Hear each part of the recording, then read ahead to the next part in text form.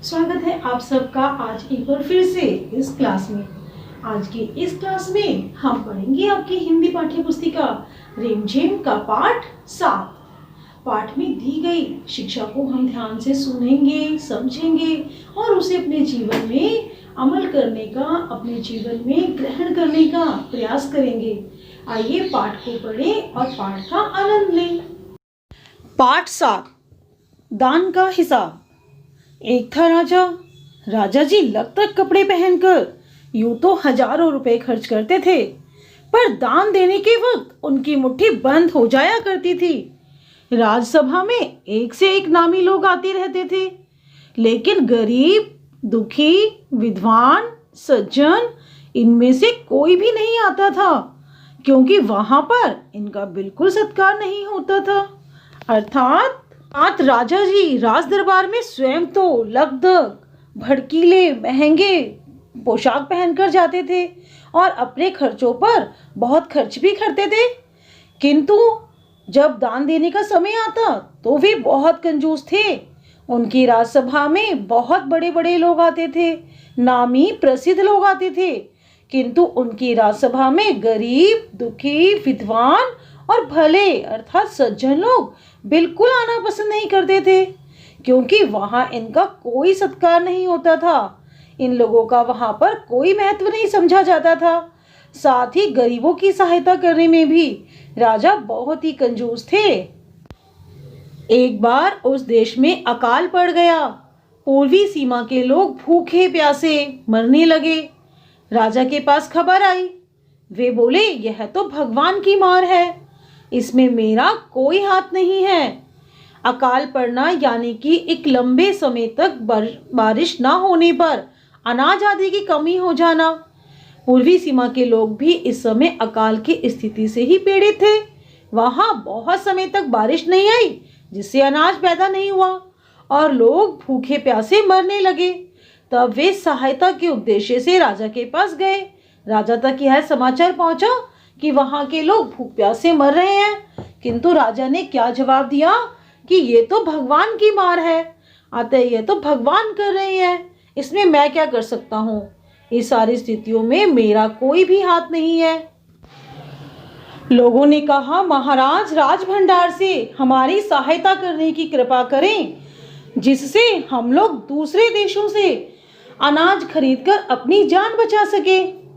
राजा ने कहा, आज तुम लोग अकाल से पीड़ित हो, कल पता चलेगा कहीं भूकंप आया है, परसों सुनूंगा कहीं के लोग बड़े गरीब हैं, 2 वक्त की रोटी नहीं जुटती। इस तरह सभी की सहायता करते करते जब राज भंडार खत्म हो जाएगा, तब खुद मैं ही दिवालिया हो जाऊंगा। यह सुनकर सभी निराश होकर लौट गए। यानी कि जब सभी लोग राजा के पास गए, लोगों ने उनसे सहायता की के लिए प्रार्थना की, तो राजा ने क्या कहा कि मैं तुम्हारी कोई सहायता नहीं कर सकता। आज तुम लोग अकाल से पीड़ित हो, कल तुम्हारे सामने कोई और समस्या आएगी, और इस प्रकार से आप लोगों की सहायता करते करते तो मैं खुद ही गरीब हो जाऊंगा।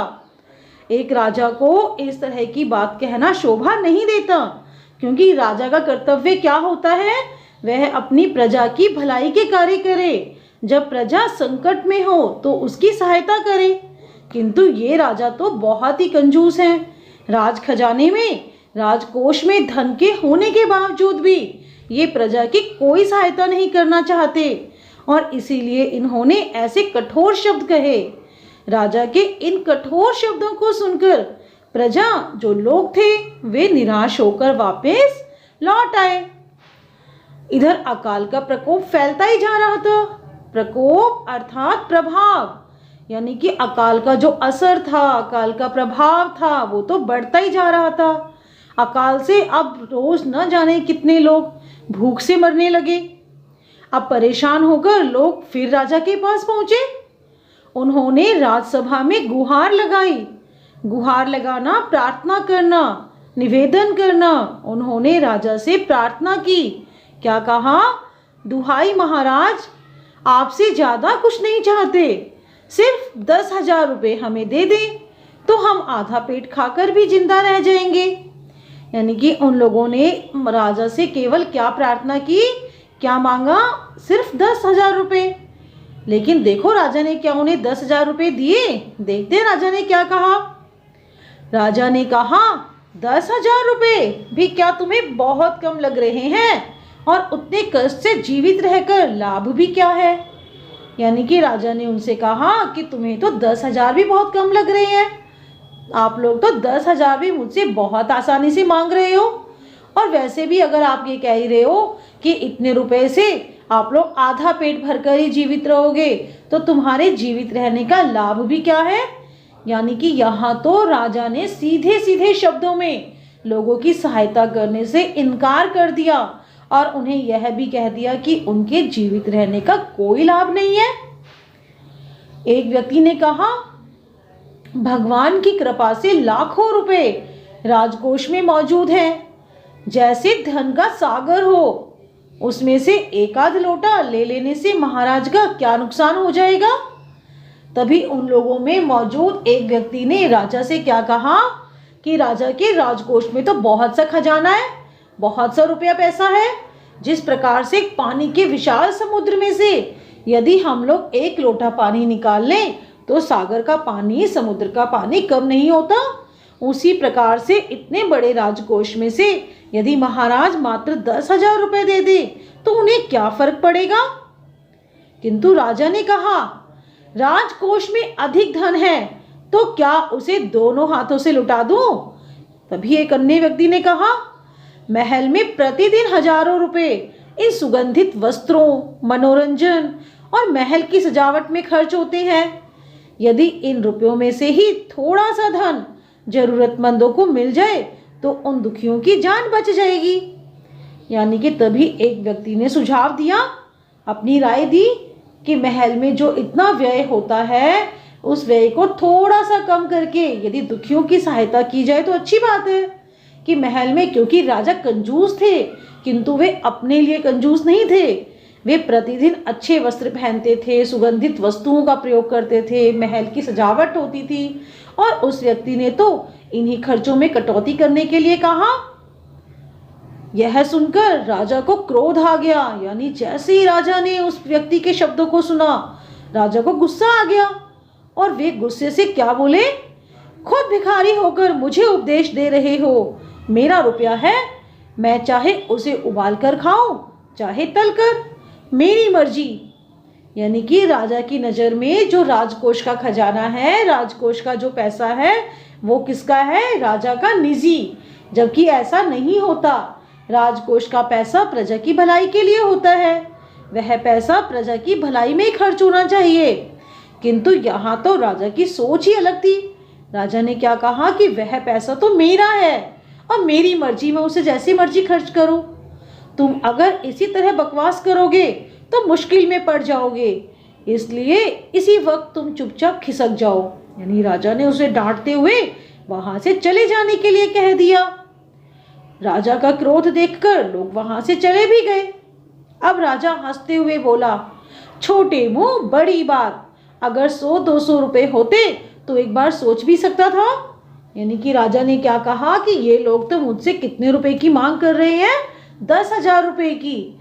अगर ये मुझसे मात्र 100-200 रुपए मांगते तो शायद मैं कुछ सोचता भी, पहरेदारों की खुराक 2-4 दिन के लिए कम कर देता और यह रकम पूरी हो जाती। देखा बच्चों अभी भी राजा की सोच को। यदि वे लोग 100-200 रुपए मांगते तो भी राजा वह पैसा कहाँ से देते? अपने पहरेदारों की खुराक में कमी करके। मगर 100-200 से इन लोगों का पेट नहीं भरेगा। एकदम 10,000 मांग बैठे। छोटे लोगों के कारण नाक में दम हो गया है। यानी राजा तो उनकी सहायता करने के बिल्कुल भी मूड में नहीं थे। यह सुनकर वहां उपस्थित लोग हाँ हूं कहकर रह गए, क्योंकि वो तो राजा है। राजा की बात तो सबको माननी पड़ती है। सभी राजा की हाँ में हाँ मिलाने लगे। मगर मन ही मन उन्होंने भी सोचा कि राजा ने यह ठीक नहीं किया। यानी कि अंदर से सबको पता था कि राजा गलत कर रहे हैं, किंतु उनके सामने बोलने की हिम्मत किसी में भी नहीं थी। जरूरतमंदों की सहायता करना तो राजा का कर्तव्य है। 2 दिन बाद न जाने कहां से एक बूढ़ा सन्यासी राजसभा में आया। उसने राजा को आशीर्वाद देते हुए कहा, दाता कर्ण महाराज, बड़ी दूर से आपकी प्रसिद्धि सुनकर आया हूँ, सन्यासी की इच्छा भी पूरी कर दे। यानी कि सन्यासी ने राजा को क्या कहा, दाता कर्ण महाराज। कर्ण एक राजा थे जो बहुत बड़े दानवीर थे। उनसे जो भी कोई कुछ मांगता वे उसे अवश्य देते थे, इसीलिए बड़े बड़े दानवीरों को कर्ण कहा जाता है। यहाँ सन्यासी ने भी राजा को दाता कह दिया तो राजा तो बहुत खुश हो गए, क्योंकि वास्तव में राजा तो बहुत कंजूस थे, वो क्या दाता थे। अब अपनी प्रशंसा सुनकर राजा बोला, जरा पता तो चले तुम्हें क्या चाहिए, यदि थोड़ा कम मांगो तो शायद मिल भी जाए। जब सन्यासी ने कहा कि आप मेरी इच्छा पूरी करेंगे, तो राजा ने उनसे क्या कहा कि आप मुझे बताइए आपको क्या चाहिए। अगर आप कुछ छोटी मोटी चीज मांगोगे, थोड़ा बहुत मांगोगे, तो मैं आपकी सहायता कर भी दूंगा। सन्यासी ने कहा, मैं तो सन्यासी हूं, मैं अधिक धन का क्या करूंगा। मैं राजकोष से 20 दिन तक बहुत मामूली भिक्षा प्रतिदिन लेना चाहता हूं। मेरा भिक्षा लेने का नियम इस प्रकार है, मैं पहले दिन जो लेता हूं, दूसरे दिन उसका दुगुना, तीसरे दिन उसका दुगुना और फिर चौथे दिन तीसरे दिन का दुगुना। इसी तरह से प्रतिदिन दुगना लेता जाता हूँ। भिक्षा लेने का मेरा यही तरीका है। यानी कि सन्यासी ने अपना तरीका राजा को बता दिया कि वे क्या लेंगे और कैसे लेंगे। राजा बोला, तरीका तो समझ गया, मगर पहले दिन कितना लेंगे, यही असली बात है। राजा तो पहले से इतने कंजूस थे, उनके लिए तो चिंता का विषय था कि सन्यासी पहले दिन क्या मांग रखेंगे। उन्हें लगा कि अगर इन्होंने पहले दिन ही कुछ अधिक मांग लिया तो बढ़ते बढ़ते तो बहुत ज्यादा हो जाएगा। इसलिए वे उन्होंने क्या पूछा कि पहले बताइए आप पहले दिन ही क्या लेना चाहती हैं। 2-4 रुपयों से पेट भर जाए तो अच्छी बात है, मगर एकदम से 20-50 मांगने लगे तब तो 20 दिन में काफी बड़ी रकम हो जाएगी। यानी राजा जी को तो चिंता सताने लगी कि कहीं एकदम से बड़ी रकम ना मांग ले। अगर इन्होंने एकदम से ही बड़ी रकम मांग ली तो 20 दिन के बाद तो एक अच्छी खासी बड़ी रकम हो जाएगी। इसलिए राजा जी ने उनसे पहले ही पूछ लिया। देखें आगे क्या हुआ। सन्यासी ने हंसते हुए कहा, महाराज मैं लोभी नहीं हूँ। सन्यासी ने क्या कहा कि महाराज मैं तो सन्यासी हूँ, इसलिए मुझे लोभ लालच नहीं है। आज मुझे 1 रुपया दीजिए, फिर 20 दिन तक दुगने करके देते रहने का हुक्म दे दीजिए। यानी कि आप मुझे आज 1 रुपया दीजिए, फिर अपने भंडारी को कहिए कि वे मुझे 20 दिन तक इसी तरह से दुगना कर करके देते रहे। यह सुनकर राजा, मंत्री और दरबारी सभी की जान में जान आई। क्यों? क्योंकि अब उन्हें शांति मिली कि सन्यासी ने ज्यादा पैसे नहीं मांगे। राजा ने हुक्म दे दिया कि सन्यासी के कहे अनुसार उन्हें 20 दिन तक राजकोष से भिक्षा दी जाती रहे। सन्यासी राजा जी की जय जयकार करते हुए घर लौट गए, क्योंकि सन्यासी तो बहुत खुश हो गए कि राजा जी ने उनकी इच्छा को मान लिया और उनकी इच्छा के अनुसार उन्हें दान देने का, भिक्षा देने का प्रबंध भी कर दिया। राजा के आदेश के अनुसार राज भंडारी प्रतिदिन हिसाब करके सन्यासी को भिक्षा देने लगा। इस तरह 2 दिन बीते, 10 दिन बीते, 2 सप्ताह तक भिक्षा देने के बाद भंडारी ने हिसाब करके देखा कि दान में काफी धन निकला जा रहा है। यह देखकर उन्हें उलझन महसूस होने लगी। उलझन अर्थात परेशानी, यानी वे परेशान हो गए कि दान में तो बहुत ज्यादा रकम जा रही है। महाराज तो कभी किसी को इतना दान नहीं देते थे। उसने यह बात मंत्री को बताई। यानी कि भंडारी को बहुत अजीब सा लगा कि राजा जी तो कभी भी इस बात के लिए नहीं मानते कि वे किसी को इतना धन दे, किंतु सन्यासी को कैसे देने के लिए मान गए। और जब उन्हें कुछ समझ में नहीं आया तो उन्होंने अपने मन की उलझन किसको बताई? मंत्री जी को बताई। मंत्री जी ने क्या कहा? मंत्री जी ने कुछ सोचा पहले और फिर कुछ सोचते हुए कहा, वाकई यह बात तो पहले ध्यान में ही नहीं आई थी, मगर अब कोई उपाय भी नहीं है। महाराज का हुक्म बदला नहीं जा सकता, क्योंकि यह आदेश किसने दिया था? राजा जी ने, और राजा जी का आदेश बदलने की ताकत तो किसी में भी नहीं होती। इसके बाद फिर कुछ दिन बीते। भंडारी फिर हड़बड़ाता हुआ मंत्री के पास पहुंचा, पूरा हिसाब लेकर आ गया। हिसाब देखकर मंत्री का चेहरा फीका पड़ गया, यानी एकदम घबरा गए वो। वह अपना पसीना पोंछकर, सिर खुजलाकर, दाढ़ी में हाथ फेरते हुए बोला, यह क्या कह रहे हो? अभी से इतना धन चला गया है तो फिर 20 दिनों के अंत में कितने रुपए होंगे? भंडारी बोला, जी पूरा हिसाब तो नहीं किया है। भंडारी अर्थात उनका अकाउंटेंट, जो उनका पैसे का हिसाब किताब रखता था। मंत्री ने कहा, तो तुरंत बैठकर अभी पूरा हिसाब करो। यानी कि मंत्री जी ने भंडारी को क्या कह दिया? हिसाब किताब पता करने का, कि 20 दिन में कितना रुपया पहुंच जाएगा सन्यासी के पास। भंडारी मंत्री के कहे अनुसार हिसाब करने बैठ गए। मंत्री महाशय अपने माथे पर बर्फ की पट्टी लगाकर तेजी से पंखा चलवाने लगे। ये सब देखकर मंत्री जी तो बहुत परेशान हो गए थे, उनके पसीने छूट गए और उन्होंने क्या करा, अपने माथे पे बर्फ लगवाने लगे, हवा करवाने लगे। किंतु कुछ ही देर में भंडारी ने पूरा हिसाब कर लिया। मंत्री ने पूछा, कुल मिलाकर कितना हुआ? भंडारी ने हाथ जोड़कर कहा, जी 10,48,575 रुपए। अरे भाई, ये तो बहुत बड़ी रकम हो गई। मंत्री गुस्से में बोला, मजाक कर रहे हो? यदि सन्यासी को इतने रुपए दे दिए तब तो राजकोष खाली हो जाएगा।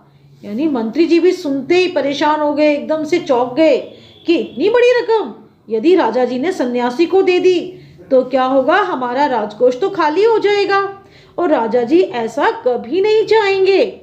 अब क्या किया मंत्री जी ने? भंडारी ने कहा, मजाक क्यों करूंगा, आप ही हिसाब देख लीजिए। यह कहकर उसने हिसाब का कागज किसको दे दिया? मंत्री जी को दे दिया। हिसाब देखकर मंत्री जी को चक्कर आ गया। सभी उन्हें संभालकर बड़ी मुश्किल से राजा जी के पास ले गए। राजा ने पूछा, क्या बात है? मंत्री बोले, महाराज राजकोष खाली होने जा रहा है। राजा ने पूछा, वह कैसे? तब मंत्री जी बोले, महाराज सन्यासी को आपने भिक्षा देने का हुक्म दिया है। अब भिक्षा देने से राजकोष कैसे खाली होगा? मगर अब पता चला है कि उन्होंने इस तरह राजकोष से करीब 10 लाख रुपए झटकने का उपाय कर लिया है। यानी मंत्री जी राजा जी को बताते हैं कि हमने हिसाब करके देखा तो हमें पता चला कि सन्यासी जी ने तो अपनी योजना से आपके राजकोष से 10 लाख रुपए लेने की योजना बना ली है। राजा ने गुस्से से कहा, मैंने इतने रुपए देने का आदेश तो नहीं दिया था, फिर इतने रुपए क्यों दिए जा रहे हैं? भंडारी को बुलाओ। यानी राजा जी को तो लगा था कि सन्यासी जी ने 1 रुपया मांगा है शुरू में और पहुंचते पहुंचते ये एक छोटी सी रकम होगी, कि इसीलिए राजा कहते हैं कि मैंने तो नहीं कहा था कि उन्हें 10 लाख रुपए दिए जाएं। तो ये किसने कहा? जल्दी से किसको बुलाकर लाओ? भंडारी को बुलाकर लाओ कि वे ऐसा क्यों कर रहे हैं। मंत्री ने कहा, जी सब कुछ आपके हुक्म के अनुसार ही हुआ है, आप खुद ही दान का हिसाब देख लीजिए। यहाँ मंत्री जी ने राजा जी को बोला कि भंडारी को बुलाकर क्या फायदा, आप स्वयं उनका हिसाब देखिए। राजा ने उसे 1 बार देखा, 2 बार देखा और इसके बाद तो वे बेहोश हो गया। काफी कोशिशों के बाद उनके होश में आ जाने पर लोग किसको बुलाने गए, किसको बुलाने दौड़े? सन्यासी को बुलाने दौड़े। सन्यासी के आते ही राजा रोते हुए उनके पैरों पर गिर पड़ा और क्या बोला, दुहाई है सन्यासी महाराज, मुझे इस तरह जान माल से मत मारिए, जैसे भी हो एक समझौता करके मुझे वचन से मुक्त कर दीजिए। यानी कि राजा जी समझ गए थे कि यदि वे अपने वचन पर टिके रहे, अपने वचन के अनुसार सन्यासी को खजाना देते रहे तो उनका खजाना तो खाली हो जाएगा। इसलिए उन्होंने उनसे कहा कि वे उन्हें इस वचन से मुक्त करें। वे उतना रुपया सन्यासी को नहीं देना चाहते। वे सन्यासी के कदमों में गिड़गिड़ाने लगे, प्रार्थना करने लगे, क्योंकि एक राजा को अपना वचन तो पूरा करना ही पड़ता है और यदि वे अपना वचन पूरा करने लग गए तो क्या होगा, खजाना खाली हो जाएगा। राजा ने सन्यासी जी से कहा कि अगर आपको 20 दिन तक भिक्षा दी गई तो राजकोष तो खाली हो जाएगा और यदि राजकोष खाली हो गया फिर राजकाज कैसे चलेगा? सन्यासी ने गंभीर होकर कहा। गंभीर यानी बिल्कुल सीरियस हो गए। उन्होंने कहा कि इस राज्य में लोग अकाल से मर रहे हैं। मुझे उनके लिए केवल कितने रुपए चाहिए? 50,000 रुपए। और वह रुपया मिलते ही मैं समझूंगा कि मेरी भिक्षा मुझे मिल गई है। राजा ने कहा, परंतु उस दिन एक आदमी ने मुझसे कहा था कि लोगों के लिए 10,000 रुपए ही बहुत होंगे। देखा बच्चों, जब राजा जी स्वयं मुसीबत में पड़ गए तो वे 10,000 रुपए देने को तैयार हो गए और उस समय उन्हें 10,000 बहुत अधिक लग रहे थे। किंतु यहाँ तो सवाल था 10 लाख से भी अधिक रकम का। इसलिए अब राजा जी कितने रुपए देने को तैयार हो गए? 10,000 रुपए। वे 10,000 सन्यासी जी को खुशी खुशी देना चाहते थे, किंतु सन्यासी महाराज 10,000 रुपए लेने को बिल्कुल तैयार नहीं थे। वे तो क्या मांग रख रहे थे अपनी? वे चाहते थे कि खजाने से उन्हें कितना रुपया दिया जाए? 50,000 रुपए, जिससे कि वे इस 50,000 रुपए से अकाल पीड़ितों की सहायता कर सके। जो लोग अकाल से भूखे मर रहे हैं उन लोगों को भोजन की व्यवस्था कर सके। उनकी सहायता करने के उद्देश्य से ही तो सन्यासी महाराज ने कितने रुपए की मांग रखी थी? 50,000 रुपए की। क्या राजा जी 50,000 रुपए देने के लिए राजी हुए? सन्यासी ने कहा, मगर आज मैं कहता हूं कि 50,000 से एक पैसा कम नहीं लूंगा। राजा गिड़गिड़ाया, मंत्री गिड़गिड़ाए, सभी गिड़गिड़ाए, मगर सन्यासी अपने वचन पर डटा रहा कि या तो मुझे 50,000 रुपए दीजिए या फिर अपने वचन के अनुसार मुझे 20 दिन तक भिक्षा देते रहिए।